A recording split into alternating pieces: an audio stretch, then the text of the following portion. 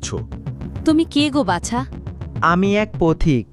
আচ্ছা মা, তোমাদের রাজা গ্রাম পরিদর্শনে বের হবে বলে অনেককে দেখলাম তাড়াহুড়া করে ঘরে ফিরে যাচ্ছে। কেউ কেউ দরজা লাগিয়ে দিচ্ছে, কিন্তু তুমি যে এমনি করে বাইরে বসে আছো, তোমার অমঙ্গল হবে না?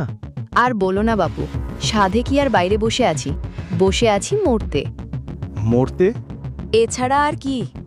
এমন এক আটকুড়ে অপয়া রাজার রাজ্যে বাস করছি যে আজ তিনটে দিন হয়ে গেল ওই রাজা নাকি নগর ভ্রমণে বের হয়েছে।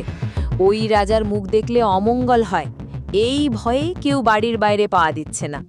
ভিক্ষাও পাচ্ছি না, পেটের মধ্যে আগুন জ্বলছে।